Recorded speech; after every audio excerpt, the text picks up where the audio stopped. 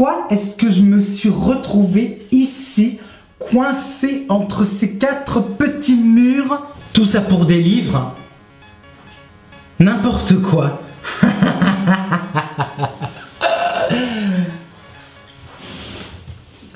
Tout ça parce que j'avais pas eu ma dose de livres. Alors je suis allé en catimini chez tous les éditeurs de l'univers et même sur ceux de toutes les autres planètes.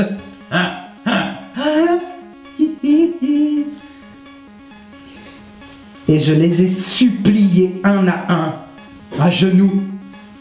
Je les ai tous suppliés. Donnez-moi tous vos livres. Donnez-moi tout. Donnez-moi tout. Eh ben non, ils m'ont rien donné. Que dalle. Ils ont pas été gentils avec moi. Alors j'ai pas hésité à les tuer, voilà. Sauf que maintenant que j'ai plus rien à lire, là je me fais chier. Je devrais peut-être creuser un trou ici et m'enfuir. Mais c'est trop risqué. Non. Et que va penser la police? Que va penser mes abonnés? Que va penser les autres? Tout le monde? Ils vont dire tout ça pour des livres? Juste pour des livres? Mais ça tient pas debout? Non. Mais par contre, la police va en chier. Parce que les corps que j'ai soi-disant enterrés dans le jardin de ma grand-mère, ils sont pas là-bas. Non, ils sont pas enterrés. Non, je les ai mangés. Je les ai mangés. Bon, par contre, il y a des éditeurs, il y en a, ils croquent bien sous la dent. Hein. Je me suis régalé. J'en pouvais plus. Mais maintenant, que faire? Hein? Maintenant, je suis bien emmerdé maintenant. Fait chier. Oh, ça fait... Oh, fait chier, tiens. Oh. C'est bon? C'était bien? J'étais bien? Là, il fait super chaud là-dessous, hein. Par contre, dis, on mange quoi ce soir? Ah non, non, non, mais Marc Lévy, on l'a déjà mangé hier.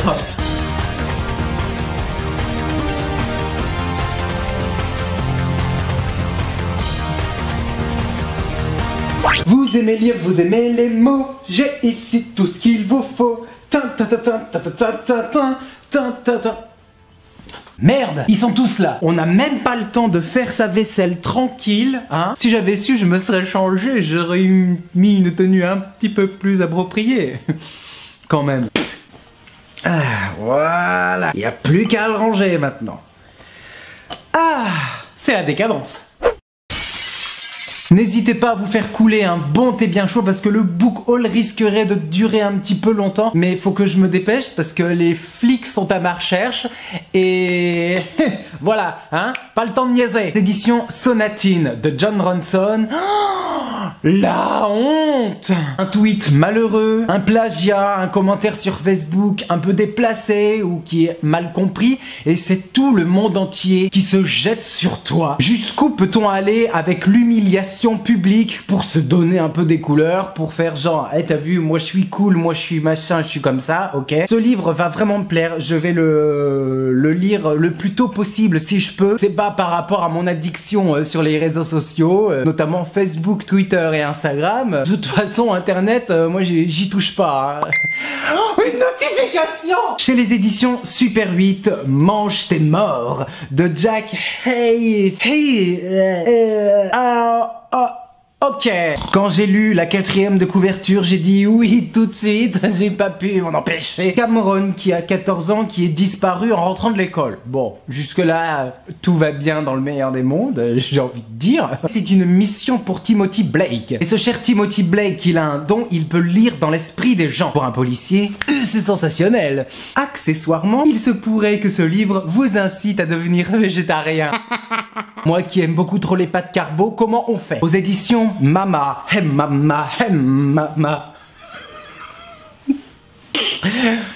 Aux éditions Lorsque j'étais quelqu'un d'autre, de Stéphane Alix. C'est l'histoire de l'auteur en personne qui va avoir une révélation, une sorte de vision, parce que cet homme est auteur, mais il est aussi médium. Et lors d'une méditation dans la forêt amazonienne, sa vision c'est qu'il voit un soldat de la Seconde Guerre mondiale. Ça va aller beaucoup plus loin que ça, l'expérience est vraiment très troublante et il va y avoir une histoire de réincarnation, de vie antérieure. Qui était ce soldat? Voilà, Stéphane Alix va retrouver un peu sa trace, va marcher un peu dans ses pas et va nous raconter ici son histoire. L'atelier des souvenirs par Anidou Tivet, c'est l'histoire d'Alice qui est au chômage, qui se fait un peu chier, voilà, et elle décide d'animer des ateliers d'écriture dans une maison de retraite. Sauf que les petits vieux là, ils se concertent tous là, ce petit commérage là, hein. Get ça. Et ils remarquent qu'Alice n'est pas très heureuse, ils vont tous se concerter pour, hop, lui donner un petit peu de bonheur. Et en parallèle de cela, on découvre que certains de ces petits vieux ont des dons d'écriture géniaux. Amélie Antoine, les secrets. Mon Dieu, mais que referme l'intérieur de ce livre? Eh bien c'est simple, vous l'aimez plus que tout au monde, vous lui faites aveuglément confiance, vous ne rêvez que d'une chose, fonder une famille ensemble, mais rien ne se passe comme prévu. Ce qui est fort avec ce livre, c'est qu'il est paginé à l'envers, de la dernière à la première page. Appelle-moi par ton nom d'André Assiman, un roman d'amour entre deux hommes qui se passe dans les années 80. La quête du désir et comment un peu contrôler un peu ce désir lorsqu'on a seulement que 17 ans. Je l'ai lu, ce livre, et j'ai hâte de vous en parler un peu plus tard. Au diable Vauvert, la fissure de Jean-Paul Didier Laurent. Ce personnage qui va suivre une quête, parce qu'il a tout pour être heureux finalement, hein. Voilà, dernier représentant d'une grande entreprise, avec ses clients, son épouse, son chien, sa baraque secondaire, voilà, le mec a tout pour être heureux, sauf que, hop, il y a un tout petit rien qui va tout faire basculer, cette fissure dans le mur de sa maison, et ensuite c'est tout son univers qui se lézarde. Chez Albin Michel, Les Abysses du Mal de Marc Charvel. Je sais pas pourquoi je fais ça, je peux pas te dire. Alors, mon boulot c'est de filmer le supplice des victimes avant de faire disparaître leur corps. Mon but, être le tueur le plus inventif. Je le sens bien. Oh oui, oh je le sens bien. Oh oui. Le darknet, la face cachée du web, sous fond de vas-y que je te filme le supplice des corps et tout. Et oh. Ensuite, dès que j'ai su qu'il y avait la suite directe d'un de mes coups de cœur, j'ai foncé tout de suite. David Kirk, L'honneur du samouraï. Dans ce livre, tout est question d'honneur, de loyauté et de vengeance au Japon dans les années 1600. Stop, je veux juste pas en savoir plus. Le sabre donne la vie, le sabre donne la mort. Christine Orban, avec le corps qu'elle a. Bon, ouais, ça va, mais quand on les regarde un peu plus près, voilà, avec le corps qu'elle a, ça va être facile pour elle, machin. Je sens que ça va parler un peu féminisme, dans un monde et une société où règne la domination masculine. Comment se défendre là-dedans lorsqu'on a à peine 20 ans. Très hâte de vous en parler bientôt. D'autant plus que je sais que parmi vous, il y a des lecteurs et lectrices féministes. Eh ouais, hein, j'ai du flair, hein. Enfin, je veux dire, j'ai l'œil. Frédéric Viguier, Ressources inhumaines. La vie d'un hypermarché bat au rythme de l'humanité manipulée. Et cela fait plus de 20 ans qu'elle participe à cette manipulation. Je sais pas vous, mais moi, ça me rappelle quelque chose. Sous fond de huile de palme, cette pâte à tartiner, oh là là là, c'est la décadence. Il me tarde vraiment de vous en parler un petit peu plus. Cet univers absurde construit sur le vide et les faux semblants. Vous voulez que je vous dise, voilà, la colère de Dieu va s'abattre sur la France. Ok Voltaire, écrit par Elizabeth Brundage, dans Les Angles Morts. Premier roman, là aussi. Tout simplement, en rentrant un soir chez lui, un soir de tempête de neige, Georges trouve sa femme assassinée. Oui. Et leur fille de 3 ans seule dans sa chambre. Oh la pauvre. 8 mois plus tôt... Oh, c'est pas vrai. Il avait acheté pour une bouchée de pain une ancienne ferme laitière. Allez vous faire foutre! Je crois que ça va me rappeler un peu l'histoire d'Amityville, la maison du diable, voilà. Ce genre d'histoire, tu vois, où on loue des maisons pour vraiment pas cher du tout, et les gens se jettent dessus en disant, mais c'est l'affaire du siècle, voyons.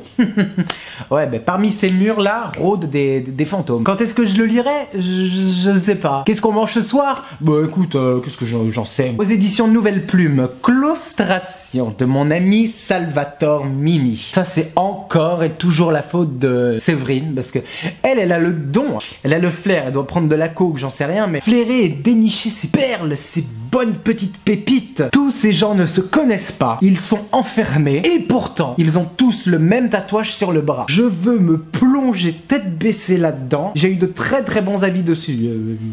C'est pour ça que je l'ai acheté. Un classique qui était dans ma wishlist depuis longtemps. Je vous présente Au bonheur des dames d'Émile Zola. Émile Zola, je vous le rappelle, qui est le frère de la célèbre Gorgone. La Gorgone Zola. Brr. Je suis pas très friand de la plume et de l'univers de Zola, mais grâce et ou à cause de Lemon June, voilà, j'ai envie de lire ce livre. D'autant plus que je l'ai trouvé dans une vieille édition avec une couverture bien rigide et... oh ouais, j'ai vraiment hâte de me plonger dedans. Et en parlant de classique, justement, je vous présente aussi La couleur des sentiments de Catherine Stockett, j'allais dire Socket, qui est là aussi un roman que beaucoup de gens ont lu, sauf moi.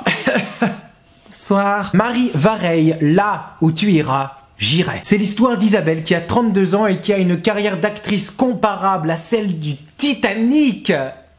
Catastrophique. Le jour où elle refuse d'épouser l'homme qu'elle aime, elle se retrouve à la rue et elle accepte alors le seul rôle qu'on lui propose. Elle y va sans conviction, hein, franchement. Mais elle va se rendre compte que là, elle va partir pour l'Italie et qu'ensuite, toute cette quête, là aussi, tout cela va changer sa vie. Valérie Perrin, Les oubliés du dimanche. C'est l'histoire d'Hélène qui a 21 ans et qui se passionne pour la vie d'Hélène. Pensionnaire qui a presque 100 ans et sa vie à Hélène, on se croirait carrément dans un roman. Sa rencontre avec Lucien en 1903, leur amour, leur relation à tous les deux, la guerre, ensuite le juif qu'ils ont planqué dans la cave, la trahison, la déportation, la Gestapo, la Seconde Guerre mondiale, on est en plein dedans. Je vais adorer, c'est certain. Sophie de Villenoisy, joyeux suicide et bonne année. Et toi, pour Noël, hein, tu fais quoi hein?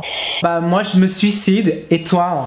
Alors bien sûr, dit comme ça peut paraître sinistre, mais à 45 ans, c'est peut-être la seule solution dont cette femme est trouvée. C'est pas comme si elle faisait des malheureux autour d'elle, en plus, elle n'a ni chien, ni chat, ni mari, ni enfant, même pas un perroquet pour la pleurer. La pauvre. Mais une série d'événements spontanés et imprévus vont contrecarrer son plan. Mathieu Ménégo, un fils parfait. J'avais lu son premier roman, Je me suis tu, et quel claque, mais quel coup de poing en pleine poire. Et là, avec un fils parfait, alors quand on épouse le prince charmant, beau et brillant, et qu'on a avec lui deux petites filles adorables, comment imaginer avoir une vie meilleure? Demandez ça à Sylvie, elle se suicide pour Noël. Cette histoire-là de prince charmant, il n'en est rien du tout, parce que comment imaginer un seul instant que le pire puisse arriver? Il va falloir se résoudre à affronter celui qu'on a tant aimé dans une lutte sans merci. Ça va être gay encore, mais avec Mathieu Ménégo, je sens que tout est, je dirais pas gagné d'avance, mais il marque des points, voilà. Haruki Origami.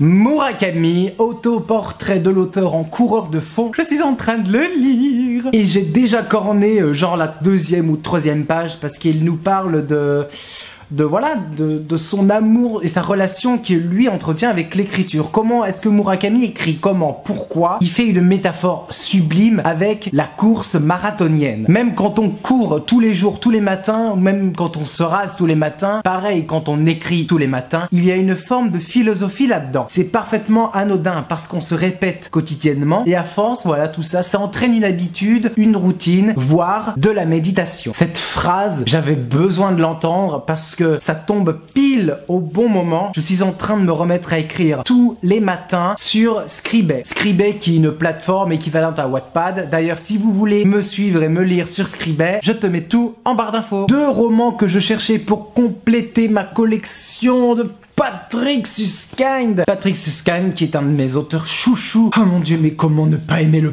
parfum? Oh. Et là je me suis procuré Un combat et autres récits et le testament de Maître Mussard. Je savais pas qu'il avait écrit ça. Je me le suis procuré et quoi, c'est 50 pages, même pas. Je suis trop content. Donc parmi tous les livres que Patrick Suskind a écrit, il ne m'en manque qu'un seul. Philippe Besson, En l'absence des hommes. Alors ce livre, je l'ai déjà lu d'une traite. Waouh, gros coup de cœur. Histoire de 2 hommes qui s'aiment, là aussi, au temps de la Seconde Guerre mondiale, sauf que ça va être petit à petit une relation à distance. C'est formidable, c'est beau, il y a des passages, j'ai corné de partout tellement que j'en pouvais plus. Et la fin, ça a été le coup de grâce. Voilà, je pensais pas à cette fin-là. C'est super. Morte la bête, un roman écrit à 4 mains de Lotte et Soren Hammer chez Actes Sud. C'était en vagabondant, hein, voilà, par hasard. Hein. Je ne connais pas la Fnac, hein, de toute façon. C'était totalement par hasard. Et là, je tombe sur ce gros rectangle rouge et noir. Ok, bon, il y a des trucs écrits derrière. Ok, d'accord. Le jour de la rentrée, 2 enfants découvrent un spectacle cauchemardesque dans le gymnase de leur école. 5 corps d'hommes ont été mutilés à la tronçonneuse avant d'être pendus au plafond. On en parle ou on en... Non, on va pas s'en attarder davantage là-dessus, mais j'ai tellement envie de le lire, ce livre. On sent que ça va aller super loin. Et moi, plus un thriller est gore, plus un thriller est trash, je dis oui, je dis oui. Moi, j'adore ça, j'adore ça. J'ai très hâte de vous en parler là aussi, prochainement. Ensuite, un livre que quand même, j'avais tellement envie de mettre la main dessus. Ah, Derniers adieux de Lisa Gardner avec le serial killer du Burger Man. Et ça, c'est encore la faute à Séverine, voilà, encore. Ouais, mais non, bon, ouais, faut dire que Séverine et moi, non, on est vraiment des psychopathes là-dessus, hein, vraiment. Ouais. Gros psychopathes qui tuent, qui maltraitent, qui séquestrent, qui torturent des jeunes filles. Ah, là aussi, je sens que je vais adorer. Et le dernier roman de ce book haul, alors c'est un livre, comment te dire, j'en ai jamais entendu parler nulle part, ni sur les blogs, ni sur les chaînes littéraires, ni sur le bouche à oreille, ni dans les groupes de lecture, Facebook, Instagram. Je l'ai vu nulle part, je fais bon. Et quand je l'ai reçu, quand je l'ai vu dans ma boîte aux lettres, je fais ok, ben ça peut être sympa d'en parler justement parce que j'aime bien découvrir de nouvelles choses. Donc il s'agit des pages jaunes et des pages blanches. On m'a dit beaucoup de bien, j'en ai parlé à la maison d'édition Page Jaune qui m'a répondu sur Twitter, qui m'a dit que oui, ça a l'air beaucoup original, beaucoup de suspense, mais beaucoup trop de personnages dedans. Hein. Mais on m'a dit de persévérer et que c'est vers la lettre C ou vers la lettre D, je crois que ça commence à vraiment décoller au niveau de l'histoire. Je fais ok, bon. D'autant plus que, voilà, ouais, putain, mais ouais, il y a beaucoup trop de personnages dedans, quoi. Il y a Armand, il y a Carole, Catherine, Claude, Emmanuel, Françoise, Geneviève, Gérald, Jacqueline. Ok. Je le lirai, évidemment, et je vous dirai ce que j'en aurais pensé, voilà. Cette vidéo touche à sa fin, un énorme merci du fond du cœur d'avoir pris le temps de me regarder, ça me fait très plaisir. N'hésitez pas à me suivre sur les réseaux sociaux, je suis très actif dessus, parfois même un peu trop, ça dépend des jours. En tout cas, je vous embrasse bien fort. Prenez soin de vous, je vous aime. Mouah. Ah, oh, merde, la police.